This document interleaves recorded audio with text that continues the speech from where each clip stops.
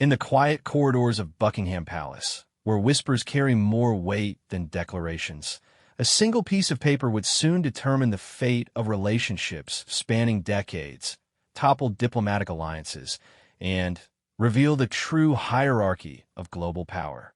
This wasn't just any guest list. This was the final judgment of a monarch who had witnessed the rise and fall of empires, the making and breaking of world leaders, and the intricate dance of international politics for over 70 years. When Queen Elizabeth II passed away on September 8, 2022, the world mourned. But behind the public grief, a different kind of drama was unfolding. In the mahogany-paneled offices of the royal household, civil servants faced an impossible task: deciding who among the world's most powerful individuals would receive the golden invitation to witness history's most watched farewell, and who would be left watching from their television screens, nursing wounded pride and diplomatic fury. The guest list for a state funeral isn't just about mourning. It's about power, legacy, and the delicate art of international relations. Every name included sends a message. Every name excluded sends an even stronger one. As the Royal Protocol Office began drafting what would become the most scrutinized invitation list in modern history, they knew that their decisions would echo through the halls of power across 6 continents. What they didn't anticipate was how this single document would expose decades-old grudges, reveal secret alliances, and showcase the Queen's final, masterful stroke of diplomatic chess. This is the untold story of how a funeral guest list became a geopolitical earthquake, shaking the foundations of international diplomacy and revealing truths that some of the world's most powerful people would have preferred to keep buried. The mahogany clock in Sir Edward Whitmore's office had been ticking steadily for 3 hours, but time seemed suspended as he stared at the blank notepad before him. As the chief of royal protocol, Edward had overseen countless state events, but nothing had prepared him for this moment. The Queen was gone, and with her passing came the most complex logistical and diplomatic challenge of his 30-year career. The call had come at 6:47 p.m. on September 8th. The Queen died peacefully at Balmoral this afternoon. The voice on the other end had said with practiced composure. Within minutes, Operation London Bridge, the carefully orchestrated plan for the Queen's death, had begun to unfold. But there was one element that no amount of planning could fully prepare for: the guest list for her state funeral. Edward rubbed his tired eyes and reached for the thick red binder that had been sitting unopened on his desk. Inside were the protocols, precedents, and carefully documented wishes that would guide this monumental decision. The venue, Westminster Abbey, could accommodate approximately 2,000 guests. In a world of 195 countries, countless royal families, and endless political complexities, deciding who would fill those seats felt like playing God with international relations. His assistant, Margaret Shun, knocked softly before entering with a steaming cup of Earl Grey and a look of barely contained anxiety. Margaret had worked in the protocol office for 15 years, but even she seemed overwhelmed by the magnitude of what lay ahead. "Sir, the Prime Minister's office has been calling every 30 minutes, Margaret said, setting the tea down carefully. They're requesting an urgent meeting about the guest list protocols. The Foreign Office is also demanding immediate consultation." Edward nodded grimly.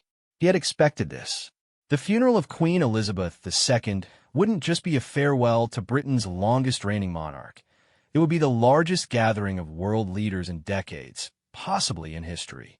Every decision about who to invite would carry diplomatic weight that could influence international relations for years to come. "What's the current count on requests for invitations?" Edward asked, though he dreaded the answer. Margaret consulted her tablet, scrolling through what appeared to be an endless list. 743 formal requests as of an hour ago, sir. That's not including the automatic invitations for heads of state from Commonwealth realms or the European royal families. Edward felt his stomach drop.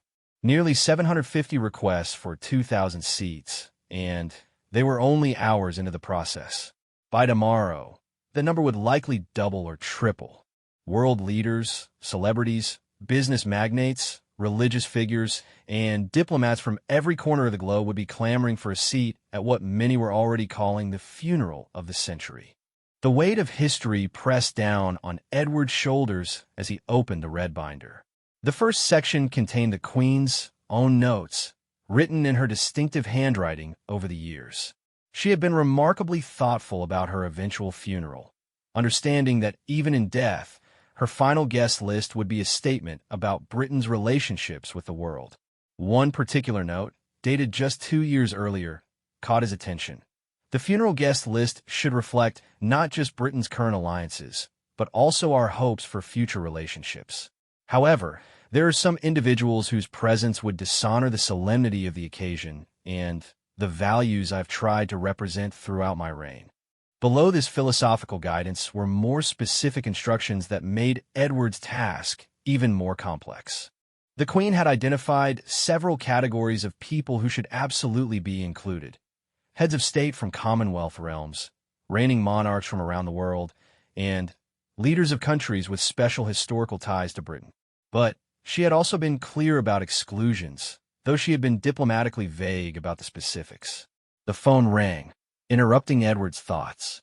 It was Sir Thomas Harrington, the Foreign Secretary's right-hand man and one of the most experienced diplomatic minds in Whitehall. "Edward, we need to talk," Thomas said without preamble. "The Americans are already asking about their delegation size. The French are inquiring about protocol precedents. And we've got 3 different African leaders claiming they should be seated in the front row based on their Commonwealth ties. How many people can we accommodate from each country?" Edward asked, knowing this would be one of the most contentious issues. "That's what we need to discuss. Traditionally, it's been heads of state plus 1 guest, usually a spouse. But several countries are pushing for larger delegations. The Americans want to bring a dozen people, including former presidents and congressional leaders. The Germans are requesting space for their entire constitutional leadership." Edward made notes as Thomas spoke, his handwriting becoming increasingly hurried. The complexity was staggering. Not only did they need to consider current political relationships, but they also had to account for historical grievances, ongoing conflicts, and the delicate balance of international diplomacy.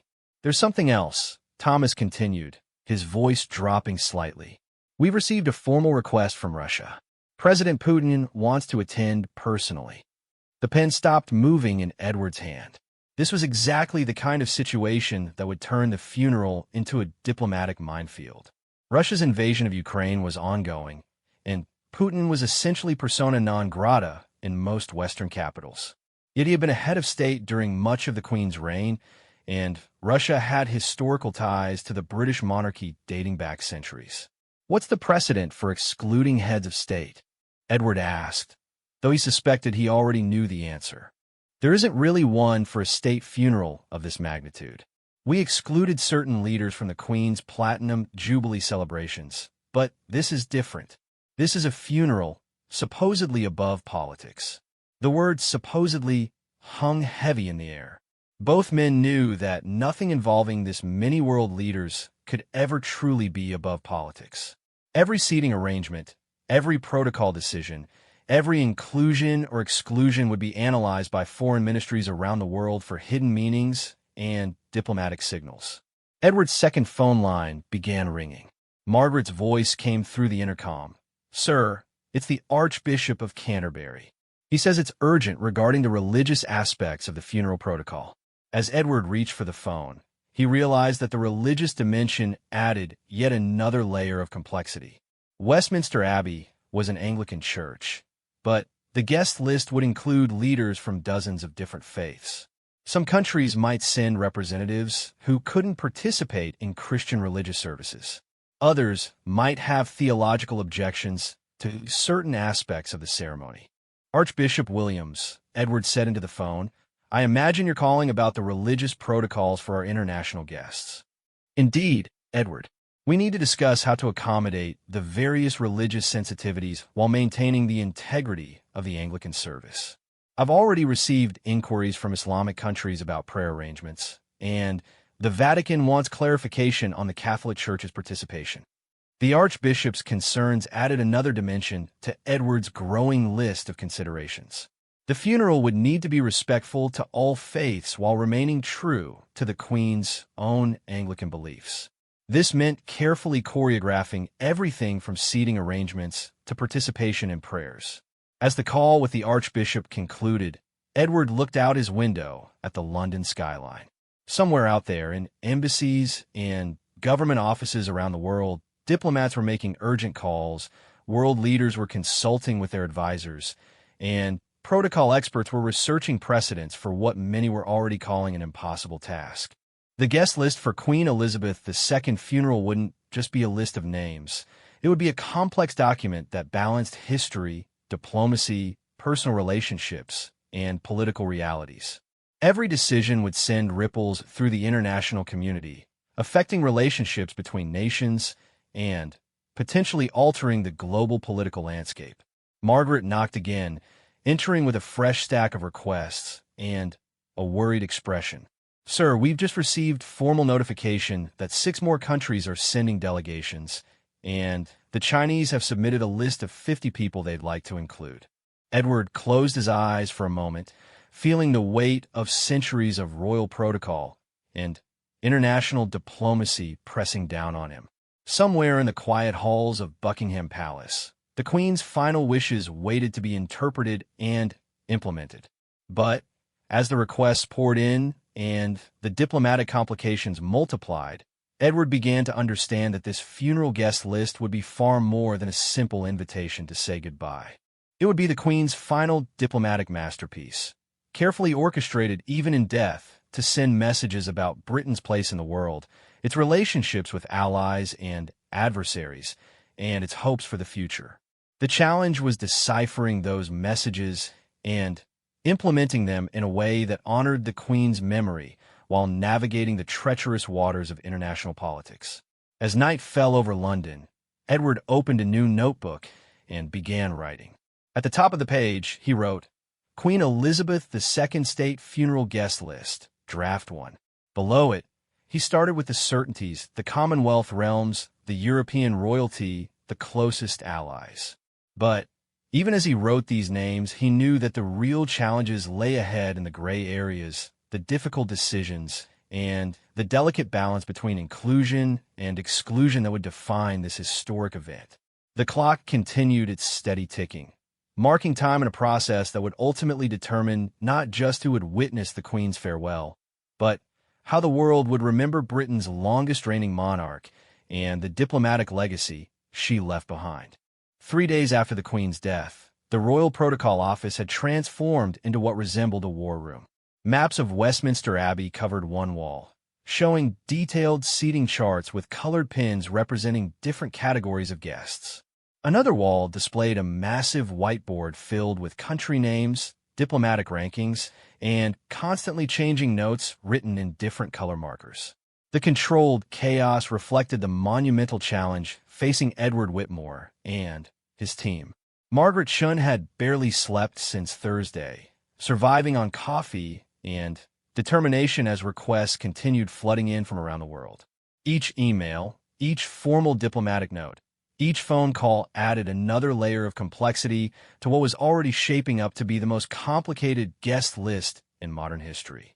"Sir," Margaret said, approaching Edward's desk with yet another stack of diplomatic pouches, "we need to discuss the American situation. It's becoming quite complex." Edward looked up from the seating chart he had been studying, his reading glasses perched on the end of his nose. The Americans had initially requested space for a 12-person delegation, which had already pushed the boundaries of traditional protocol. Now, it seemed, the situation had evolved further. "What's happened?" Edward asked, though his tone suggested he wasn't sure he wanted to know. "President Biden will attend, of course, along with the First Lady. But now we have formal requests from all 4 living former presidents, Clinton, Bush, Obama, and Trump, to attend as part of the official delegation. Each wants to bring their spouse, which brings the American contingent to 10 people before we even consider congressional leadership or other officials." Edward removed his glasses and rubbed his tired eyes. The American delegation size was creating a precedent problem. If the United States brought 10 people, other major powers would demand similar treatment. The French had already hinted they expected equivalent representation, and the Germans had submitted a preliminary list that included their president, chancellor, and senior parliamentary leaders. There's more, Margaret continued, her voice carrying a note of diplomatic delicacy. The former presidents aren't all planning to travel together. President Trump's team has specifically requested separate transportation and accommodation arrangements from the other former presidents. They've cited security concerns and scheduling conflicts. The political implications weren't lost on Edward. Even in death, the Queen's funeral was becoming entangled in American domestic politics. The sight of all 5 American presidents together would generate massive media attention, but the logistics of managing their various security requirements, political rivalries, and protocol expectations was giving him nightmares. His contemplation was interrupted by a sharp knock at the door. Sir Thomas Harrington entered without waiting for permission, his usually composed demeanor showing cracks of stress. "Edward, we have a situation with the Chinese delegation that requires immediate attention," Thomas announced, settling into one of the leather chairs across from Edward's desk. "Let me guess, they want to expand their delegation beyond President Xi? Worse, they've submitted a formal diplomatic note claiming that Taiwan's invitation constitutes a violation of the One China policy and demanding that Taiwan's representative be excluded from the funeral entirely." Edward felt a familiar knot forming in his stomach. The Taiwan situation was one of several geopolitical landmines embedded within the guest list process. Taiwan maintained unofficial but significant relationships with Britain, and excluding them would send a troubling message about British independence in foreign policy. However, including them while China attended could create a diplomatic incident at what was supposed to be a solemn funeral. "What's Taiwan's position?" Edward asked. "They've sent their own diplomatic note expressing their deep desire to pay respects to the Queen, emphasizing their historical Commonwealth ties and democratic values. They're not backing down." The irony wasn't lost on Edward that these complex international disputes were playing out over invitations to a funeral. The Queen had spent 7 decades carefully navigating these exact types of diplomatic challenges, and now her death was creating new ones. Margaret's tablet buzzed with another urgent message. She glanced at it, and her expression grew more concerned. "Sir, we have urgent requests from the Middle East that need immediate attention. Saudi Crown Prince Mohammed bin Salman has formally requested attendance, but we've also received a strongly worded note from several human rights organizations urging his exclusion." Thomas leaned forward in his chair. The Saudi situation is particularly delicate because of the Queen's personal relationship with the royal family there. She hosted them numerous times over the decades, and Britain has significant economic and security relationships with Saudi Arabia. But the human rights concerns are legitimate, Margaret added carefully. Several parliamentary committees have written formal letters expressing concern about the optics of including certain leaders with questionable human rights records. Edward was beginning to understand that every name on the guest list would carry political weight far beyond simple funeral attendance. The presence or absence of controversial leaders would be interpreted as British foreign policy statements, regardless of the intended diplomatic neutrality of the event. The phone rang, interrupting their discussion. Edward answered to find himself speaking with Lady Patricia Morrison, the Queen's former private secretary and one of the few people who had intimate knowledge of the Queen's personal feelings about world leaders. "Edward, I hope you're managing well under these extraordinary circumstances," Lady Patricia said, her voice carrying both sympathy and urgency. "I'm calling because there are some specific guidance notes from Her Majesty that I think you need to see.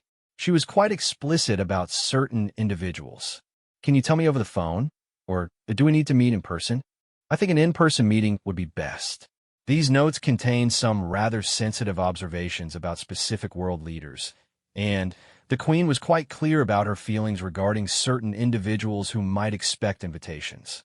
Edward arranged to meet Lady Patricia later that afternoon, but even as he hung up the phone, another crisis was developing. Margaret's tablet was buzzing continuously with urgent messages, and Thomas was taking a heated phone call in rapid French. "What's happening?" Edward asked as Thomas finished his call. "President Macron's office is furious about the seating arrangements. They've learned that the Americans might be positioned in what they consider the French diplomatic sphere, and they're threatening to reduce their delegation if proper protocol precedence isn't observed." The seating chart on Edward's wall suddenly seemed woefully inadequate. Westminster Abbey's layout had been designed for religious services, not international diplomatic summits. Every pew carried implications about national importance, historical relationships, and current political standing. The front rows, traditionally reserved for family and closest friends, would need to accommodate dozens of heads of state without creating international incidents over who sat where. Margaret approached with another urgent update. "Sir, we've received a formal communication from the Vatican. Pope Francis would like to attend personally, but there are concerns about the Anglican nature of the service and questions about Catholic participation in Protestant religious ceremonies." Edward felt the complexity multiplying exponentially.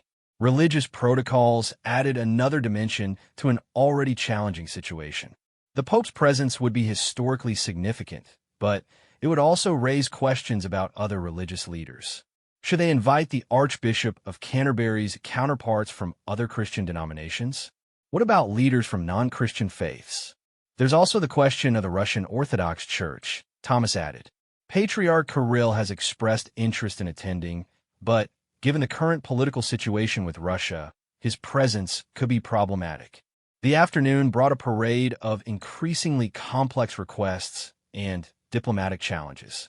The Indian delegation wanted assurance that they would be seated according to their status as the world's largest democracy.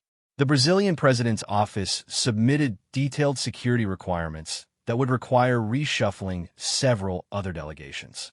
3 different African leaders claimed special Commonwealth status that should guarantee them prominent seating. Perhaps most challenging was a delicate communication from the Israeli Prime Minister's office. Israel wanted to send a significant delegation to honor the Queen's long relationship with the Jewish community, but several Arab nations had made it clear that Israeli presence would affect their own attendance decisions.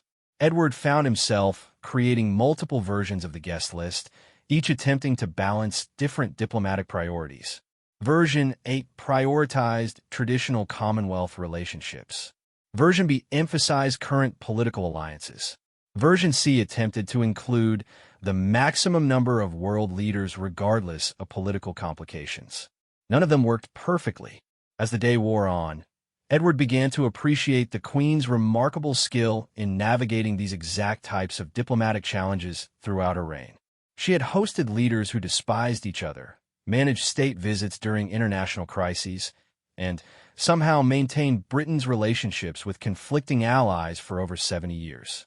Now, in death, she was presenting one final diplomatic puzzle for her successors to solve. Lady Patricia Morrison arrived promptly at 4 o'clock, carrying a leather portfolio that contained the Queen's private notes about world leaders accumulated over decades of personal interactions. As she opened the folder, Edward prepared himself for revelations that would make his already complicated task even more challenging. The Queen was very specific about certain individuals, Lady Patricia began, her voice carrying the weight of decades spent in royal service. She understood that her funeral would be interpreted as a final statement about British values and international relationships.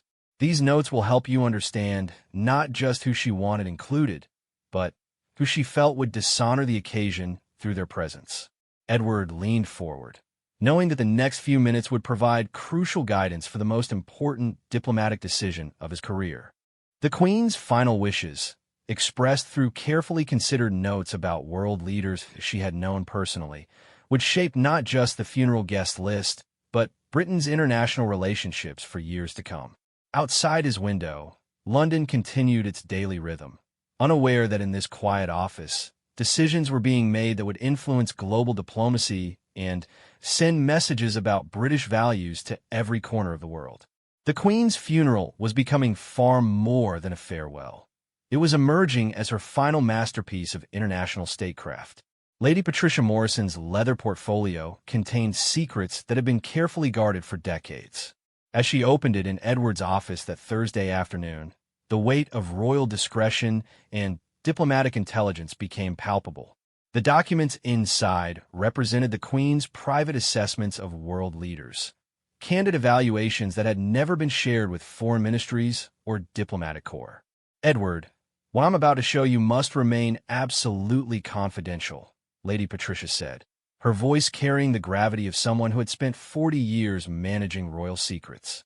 These are the Queen's personal observations about various world leaders, written over the course of her reign for her own reference. She specifically requested that they be used to guide decisions about her funeral. The first document was a handwritten list titled Individuals Whose Presence Would Honor the Service. Below it were names that surprised Edward with their diversity. Alongside expected entries like Canadian Prime Minister Justin Trudeau and New Zealand's Jacinda Ardern were more unexpected additions. German Chancellor Angela Merkel, despite her retirement. Nelson Mandela's widow, Graca Machel, and Crown Prince Haakon of Norway. Each name was accompanied by brief notes in the Queen's distinctive handwriting. About Merkel, she had written, demonstrated remarkable leadership during European crises. Her presence would represent the best of German-British relations. About Graca Machel, embodies the spirit of reconciliation and forgiveness that the Commonwealth should represent. But it was the second document that made Edward's hands tremble slightly, titled Individuals Whose Attendance Would Be Inappropriate. It contained names that would create diplomatic earthquakes if the exclusions became public. At the top of the list was Russian President Vladimir Putin. The Queen's note was devastatingly concise. His actions in Ukraine represent everything the Commonwealth stands against. His presence would dishonor the service and disrespect the values I've tried to embody. Below Putin's name were other entries that revealed the Queen's private feelings about leaders she had been obligated to host publicly. Myanmar's military leaders were listed with the note. Their treatment of the Rohingya people is unconscionable. Several Middle Eastern leaders appeared with observations about human rights violations that had clearly troubled the Queen personally. This explains a great deal about some of the guidance we've received, Edward said, studying the documents carefully. But implementing these wishes diplomatically will be extraordinarily challenging. Lady Patricia nodded knowingly. The Queen understood that. There's a third document that addresses the diplomatic strategies for exclusions. The third folder contained detailed protocols for what the Queen termed dignified exclusions. Rather than direct rejections that would create international incidents, she had outlined strategies for limiting attendance through careful interpretation of protocol requirements, security considerations, and capacity constraints. Look at this section about Russia. Lady Patricia pointed to a specific paragraph. The Queen suggested that Russia's ongoing military actions could be classified as creating security concerns that would make their attendance inappropriate. It's diplomatic language that allows for exclusion without direct political confrontation. Edward was beginning to understand the complexity of the Queen's final diplomatic strategy. She hadn't simply created a guest list. She had designed a sophisticated approach to international relations that would send clear messages about British values while maintaining diplomatic flexibility. Margaret Chen knocked softly before entering with what had become her constant companion, a tablet filled with urgent diplomatic communications. "Sir, we have several developments that need immediate attention," she announced, her stress levels clearly visible. The Chinese delegation has escalated their demands regarding Taiwan. They're now threatening to boycott the funeral entirely if Taiwan receives any official recognition. But we've also received intelligence suggesting that excluding Taiwan would damage Britain's relationships with Japan, South Korea, and Australia, all of whom view Taiwan as a democratic ally. Thomas Harrington chose that moment to burst through the door, his usually impeccable composure completely shattered. "Edward, we have a crisis. Someone has leaked preliminary guest list information to the Times. They're running a story tomorrow about potential exclusions, and diplomatic phones are ringing off the hook." The blood drained from Edward's face. A premature leak about the guest list could destroy months of careful diplomatic preparation. Every country mentioned as potentially excluded would demand immediate clarification. Every inclusion would be scrutinized for hidden meanings. The careful balance he had been trying to achieve was about to collapse under public scrutiny. What exactly was leaked? Lady Patricia asked, her diplomatic experience immediately focused on damage control. The article mentions that Russia might be excluded due to security concerns and that several African leaders are being downgraded from head of state to ministerial representation. They also have information about disputes over the American delegation size and tensions with China over Taiwan. Edward realized that the leak had exposed several of his most sensitive diplomatic negotiations. Countries that had been privately informed about potential limitations would now feel publicly embarrassed. Leaders who had been quietly accepting reduced roles would feel compelled to make public demands to save face. There's more, Thomas continued grimly. The article specifically mentions that the Queen left detailed guidance about appropriate attendees. Foreign ministries are demanding to know what she said about their leaders. The situation had evolved from complex to catastrophic. The Queen's private assessments of world leaders, her most confidential diplomatic thoughts, were now the subject of international speculation. Every country would wonder what she had really thought about their leaders privately, regardless of their public diplomatic relationships. Margaret's tablet buzzed with another urgent alert. Sir, President Erdogan's office has issued a statement demanding full transparency about Turkey's funeral invitation status. They're claiming that any exclusion would constitute a diplomatic insult to Turkish-British relations. Lady Patricia closed her portfolio with a decisive snap. This changes everything. We need to move to immediate crisis management mode. Edward understood that his careful diplomatic planning was being overwhelmed by political reality. The funeral guest list had become a public relations battlefield, with every country positioning themselves for maximum advantage while trying to avoid diplomatic embarrassment. The phone rang constantly for the next hour as Edward fielded calls from embassy officials, foreign ministry representatives, and increasingly agitated diplomatic contacts. Each call brought new demands, threats to boycott, or attempts to leverage the funeral attendance for broader political gains. The French ambassador called to express concern about rumors of preferential treatment for American delegations. The German Foreign Ministry wanted clarification about their protocol ranking compared to other European Union representatives. 3 different Commonwealth nations claimed they deserved special recognition based on historical relationships with the Queen. Perhaps most concerning was a carefully worded communication from the Chinese embassy. Rather than direct threats, they had submitted a formal diplomatic note expressing hope that Britain would carefully consider the international implications of funeral attendance decisions and their impact on future bilateral relationships. The diplomatic language was polite, but the underlying message was clear: exclude Taiwan and maintain good relations with China, or include Taiwan and face potential economic and political consequences. Edward found himself juggling multiple crises simultaneously. The leak had created a domino effect of diplomatic demands, public scrutiny, and political positioning that threatened to transform the Queen's funeral into an international circus. "We need a new strategy," he announced to his assembled team. "The careful diplomatic approach we've been taking is no longer possible. We need to make clear decisions and defend them publicly." Thomas nodded in agreement. The Prime Minister's office has called an emergency meeting for tomorrow morning. They want a final guest list with full justifications for every inclusion and exclusion. As evening approached, Edward realized that the Queen's funeral had evolved into something far beyond a simple farewell service. It had become a test of British diplomatic independence, a statement about international values, and a complex negotiation involving every major power relationship in the world. Lady Patricia gathered her documents and prepared to leave. Edward, remember that the Queen faced similar challenges throughout her reign. She always found ways to balance competing interests while maintaining Britain's principles. Her notes aren't just about who to include or exclude, they're about upholding the values she represented. After Lady Patricia left, Edward stood alone in his office, surrounded by the debris of diplomatic complexity. Maps, charts, guest lists, and urgent communications covered every surface.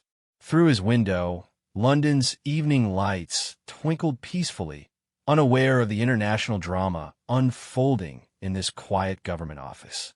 The Queen's funeral guest list had become a microcosm of global politics, revealing the tensions, alliances, and competing interests that shaped the modern world. Every decision Edward made would send ripples through international relationships for years to come. But perhaps most importantly, he was beginning to understand that this wasn't just about managing a guest list. It was about interpreting and implementing the Queen's final diplomatic legacy, her last opportunity to influence international relations and send messages about the values Britain should represent in an increasingly complex world. As he prepared to leave his office for another sleepless night, Edward knew that tomorrow would bring even greater challenges. The leaked information had transformed a private diplomatic process into a public international drama, and the world was watching to see how Britain would handle the most complex guest list in history. The emergency cabinet meeting convened at 6 a.m. Friday morning in the most secure conference room at Downing Street. Prime Minister Truss sat at the head of a polished mahogany table, surrounded by the Foreign Secretary, Defense Secretary, Home Secretary, and senior diplomatic officials. The leaked guest list story had dominated international headlines overnight, and Britain's diplomatic relationships were straining under unprecedented pressure. Edward Whitmore entered the room, carrying 3 thick folders containing different versions of the funeral guest list, each representing a different diplomatic strategy. Sleep-deprived and running on caffeine and determination, he understood that the next few hours would determine not just who attended the Queen's funeral, but Britain's international relationships for years to come.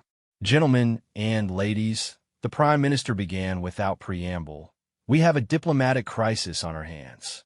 Overnight, we've received formal communications from 47 countries regarding their funeral attendance status. Some are threats to boycott, others are demands for special treatment, and several are barely disguised ultimatums linking funeral invitations to broader bilateral relationships.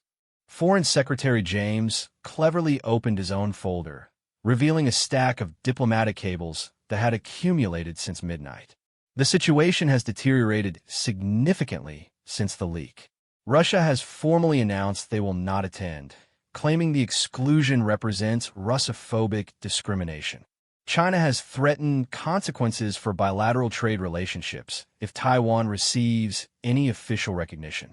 And the Americans are now demanding security arrangements that would essentially give them veto power over other attendees' seating.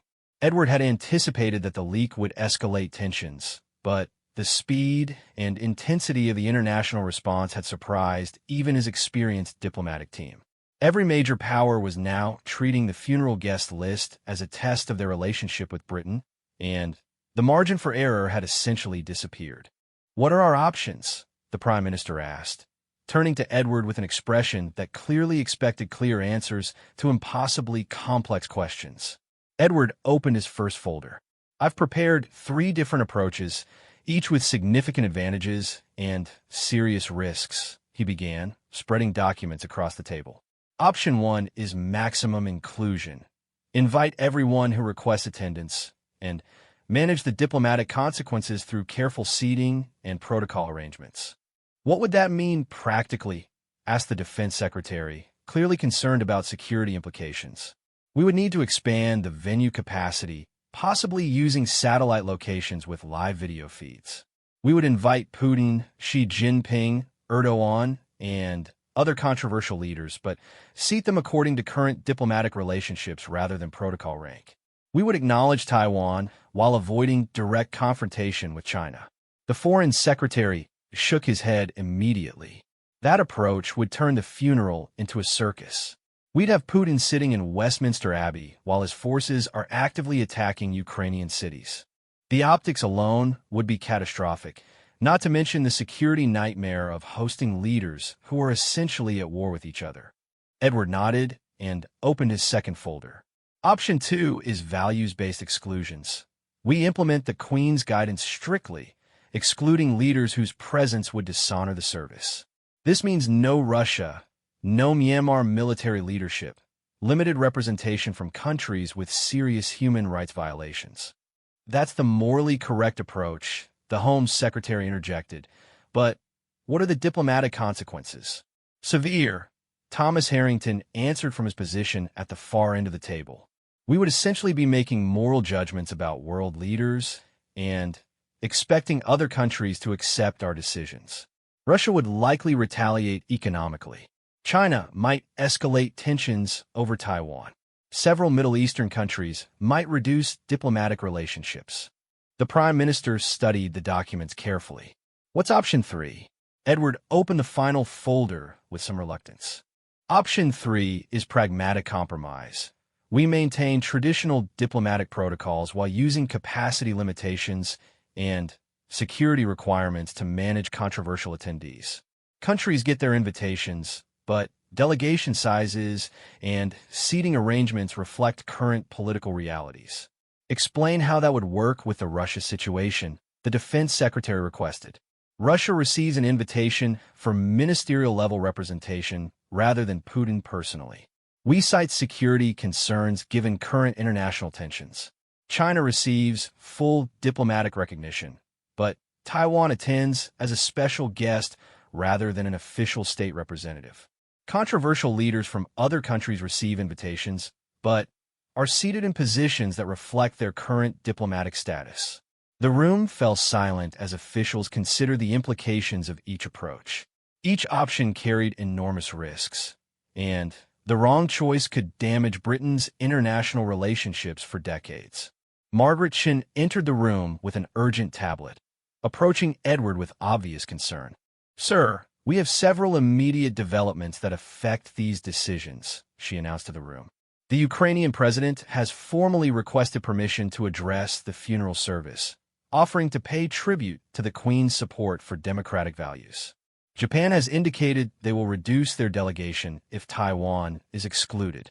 And we've received intelligence that several countries are coordinating their attendance decisions to maximize pressure on Britain. The intelligence revelation added a new dimension to Edward's challenge.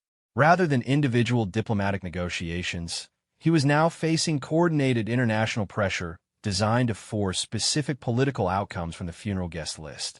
The Foreign Secretary leaned forward with obvious concern. "What kind of coordination are we seeing?" Margaret consulted her tablet. Intelligence suggests that Russia and China have been discussing their attendance strategies to maximize diplomatic pressure. Several European Union countries are coordinating their responses to American delegation demands. And there appears to be informal coordination between Commonwealth countries regarding protocol precedents. Edward realized that the Queen's funeral was becoming a proxy battlefield for much larger geopolitical tensions. Countries weren't just seeking to honor the Queen. They were using funeral attendance to advance broader political agendas and test Britain's diplomatic independence. The Prime Minister's phone buzzed with what appeared to be an urgent call. After a brief conversation, she turned back to the assembled officials with a grim expression. That was the palace. They've received direct communication from 12 heads of state requesting personal meetings with King Charles before the funeral to discuss matters of mutual interest. They're essentially demanding private audiences in exchange for funeral attendance. The situation had evolved beyond traditional diplomatic protocols. World leaders were treating the funeral as an opportunity for high-level political negotiations, attempting to leverage their attendance for broader diplomatic gains. "We need to make a decision," the Foreign Secretary announced. "Every hour of delay weakens our position and strengthens the perception that Britain can be pressured into political concessions through funeral attendance." Edward understood that his careful diplomatic planning had been overtaken by political reality. The Queen's funeral was no longer about honoring her memory. It had become a test of Britain's ability to maintain diplomatic independence under intense international pressure. "I recommend a modified version of Option 2, Edward announced after careful consideration. "We implement the Queen's guidance about values-based attendance while using diplomatic language that avoids direct confrontation. Russia is excluded due to current international circumstances. Taiwan receives appropriate recognition as a democratic partner. Controversial leaders from other countries are invited, but with delegation limitations and seating that reflects current relationships. The Prime Minister studied Edward's recommendation carefully. What's the likely international response? We'll face criticism from countries whose leaders are excluded or downgraded.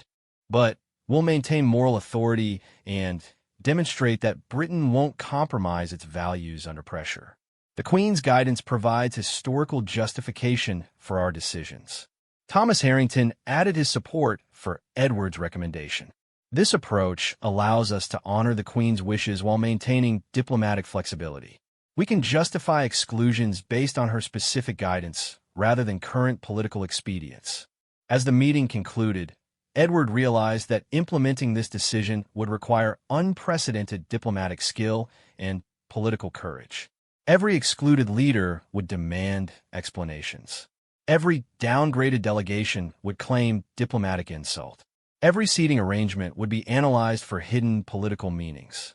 But perhaps most importantly, the final guest list would represent Britain's moral and diplomatic independence in an increasingly complex world. The Queen's funeral would become her final statement about the values Britain should uphold, regardless of international pressure or political convenience. The irony wasn't lost on Edward that a funeral guest list had become one of the most significant diplomatic challenges of his career. But as he prepared to implement the most controversial guest list in modern history, he understood that this was exactly the kind of principled leadership the Queen had demonstrated throughout her 70-year reign. The battle for diplomatic influence was about to be fought in the pews of Westminster Abbey, and the world was watching to see whether Britain would maintain its independence or succumb to international pressure in honoring its longest-reigning monarch. The final guest list was released to diplomatic channels at precisely 2 p.m. on Saturday afternoon, just 10 days before the Queen's funeral. Edward Whitmore stood in the Royal Protocol Office, surrounded by his exhausted team, as copies of the carefully crafted document were simultaneously delivered to embassies around the world. After a week of intense diplomatic negotiations, leaked information, and unprecedented international pressure, the list represented not just invitations to a funeral, but Britain's most significant diplomatic statement in decades. The document was elegant in its simplicity, containing 2,000 names organized by diplomatic precedents and bilateral relationships. But beneath its formal language lay decisions that would reshape international relationships and send clear messages about British values in an increasingly complex world. Margaret Shun monitored incoming diplomatic responses on her tablet, which had become the nerve center for tracking global reactions. Within minutes of the list's release, embassies began responding with formal acknowledgments, expressions of gratitude, and in several cases, barely contained diplomatic fury. The first responses are coming in, Margaret announced to the assembled team. France has formally acknowledged their delegation and expressed satisfaction with protocol arrangements. Germany has confirmed attendance and thanked Britain for thoughtful diplomatic consideration. Canada and Australia have both sent messages praising the appropriate balance of inclusion and values-based decisions. But Edward knew that the positive responses would be balanced by significantly more controversial reactions. The exclusions and limitations embedded within the guest list would generate international incidents that could influence British diplomacy for years to come. Thomas Harrington entered the office with a grim expression, carrying diplomatic cables that had arrived within the first hour of the list's release. The Russian response was immediate and predictably hostile, he announced. They've issued a formal statement calling the exclusion an act of diplomatic barbarism and threatening appropriate responses to what they term British Russophobia. Edward had expected Russian anger, but he was more concerned about the broader implications of their exclusion. Russia's absence from such a significant international event will be noted by every other country, sending clear signals about Britain's willingness to prioritize values over political convenience. What about China? Edward asked, knowing that the Taiwan situation had been one of his most delicate diplomatic balancing acts. Thomas consulted his notes. surprisingly restrained, at least publicly. China has acknowledged their delegation's attendance, while noting concerns about certain other attendees. They seem to be taking a wait-and-see approach rather than immediate confrontation. The Chinese response suggested sophisticated diplomatic strategy.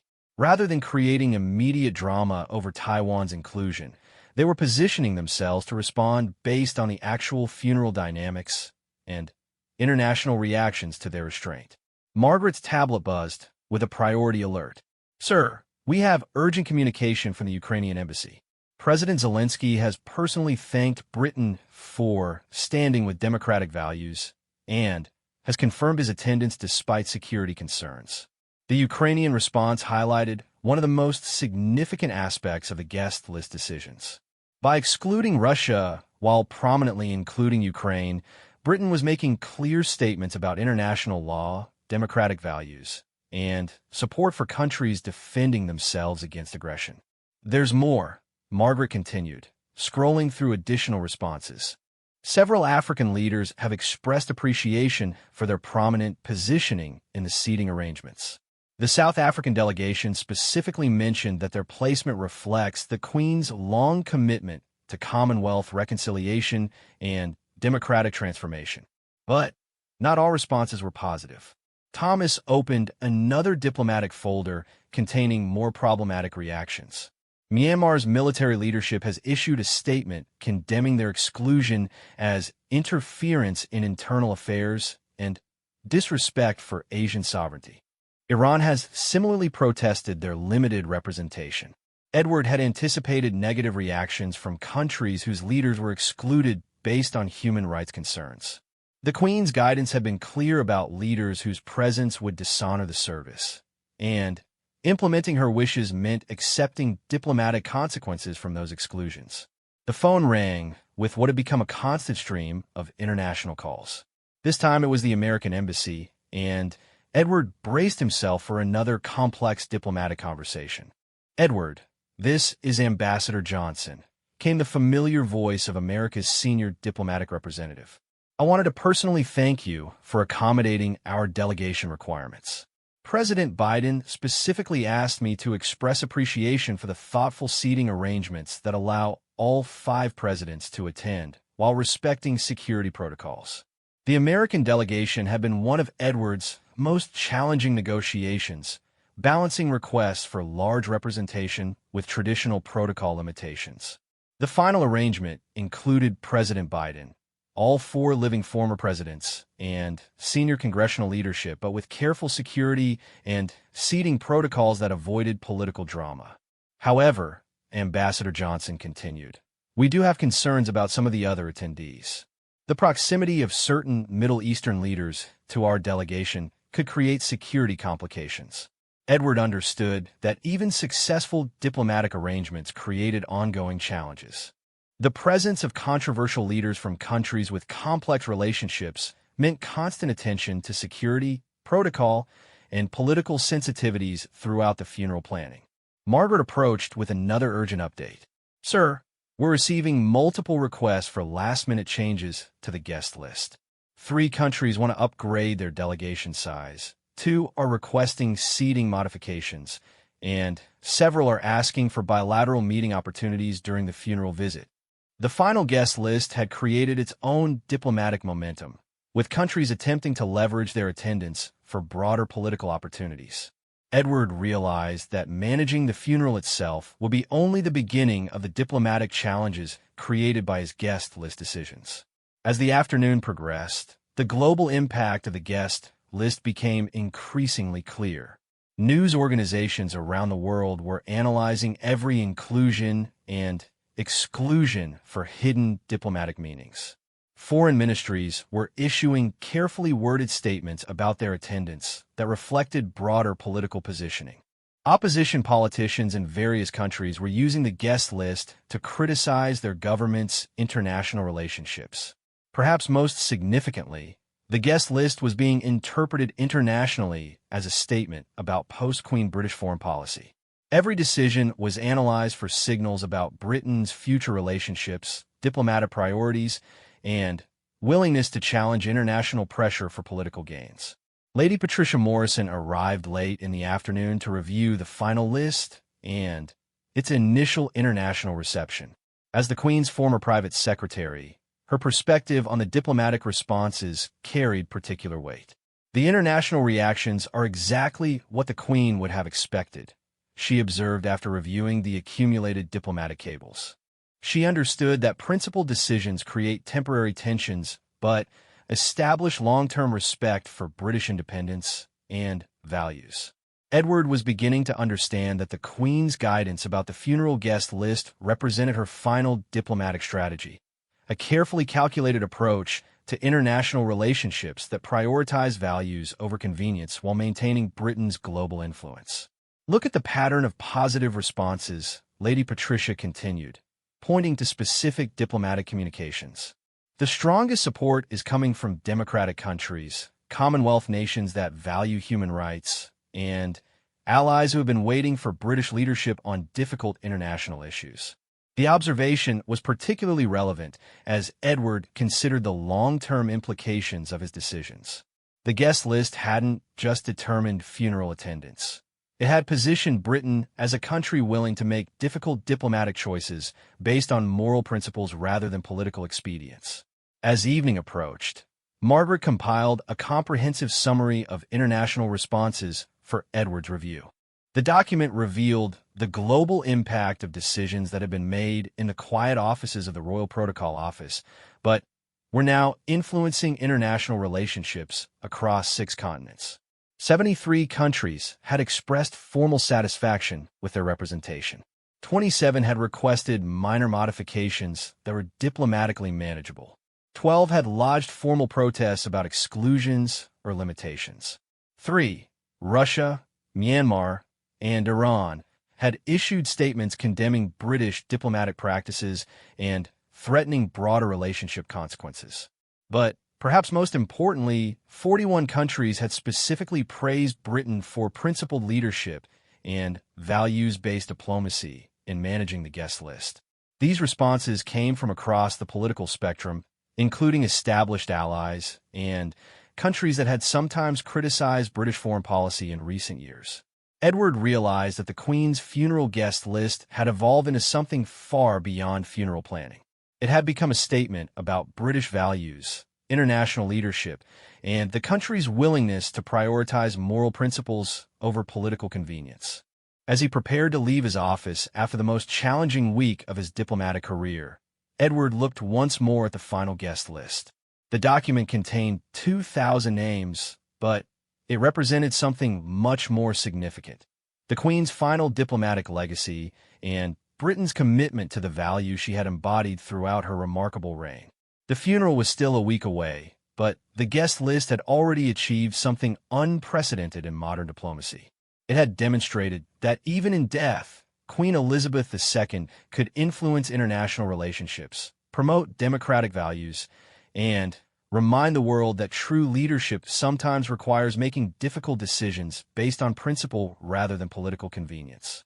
The world would gather at Westminster Abbey to say farewell to Britain's longest-reigning monarch. But they would also witness the implementation of her final diplomatic masterpiece, a carefully crafted guest list that honored her memory while sending clear messages about the values Britain should uphold in an increasingly complex and challenging world.